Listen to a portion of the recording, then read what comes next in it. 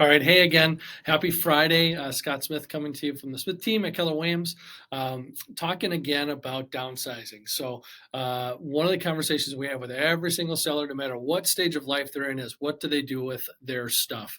When you're coming into a downsizing scenario and you're saying, you know what, we are ready to move and we've got a lot of stuff. Typically when people are downsizing, they've lived in their home for 10, 15, 20, 30, 50 years, and they've just accumulated a lot of stuff. There's stuff that they don't even know they have tucked into every nook and cranny in their home. And what is the process to do that? And that's certainly one of the most overwhelming things that people will talk to us about. And how do they get rid of stuff? Where do they get rid of stuff? So I'll break it down to you that, well, we talk with our people, you're going to be moving, so start packing now. If you're one of our sellers in recent years, you've heard us say that many, many times. But now is a good time to really start tackling some of those things. And we've had conversations with many of our sellers about passing things along to family, to children, some of those family heirlooms, and making sure that they don't get lost. So come up with a great formula that we've talked to our clients about, and it's really that stoplight. So red, yellow, and green formula on how to kind of really tackle some of those things. So red would kind of go, those are things that, you know what, no one's going to want them. It's just going to have to get rid of some of your junk, and that red stuff is going to go in the trash. And so that's where if you're kind of staging it, maybe in your garage or your basement, things that you just want to get rid of that aren't any good anymore. There's no use for them. You're kind of wondering, why are we hanging on to this stuff? Those are the junk things. And if you're a married couple, it's certainly a negotiation when it comes to these things. So tread lightly on that and help. I can't help you navigate that one, but you have to work through that yourself. But the red stuff is going to trash. The next step would be the yellow stuff. Those are things that you're really not quite sure about. Kind of proceeding with caution. Where are you going to go with it?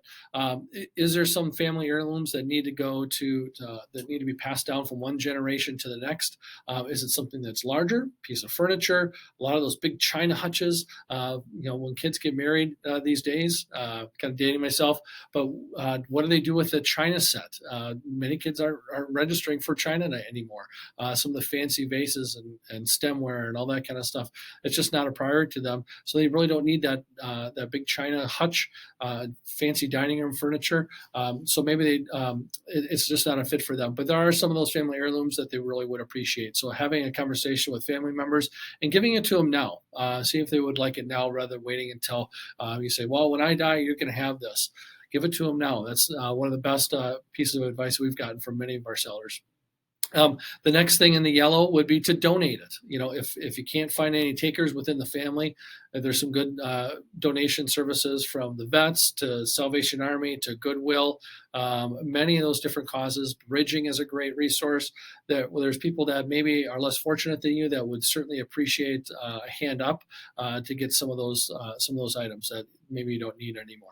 And then the last thing would be to sell some of that stuff. Having a garage sale is kind of overwhelming, and we've got a number of different resources that a couple fantastic teams that they'll come in and they'll help you price everything. They'll promote it. They'll just run turnkey garage sale to get rid of some of that stuff.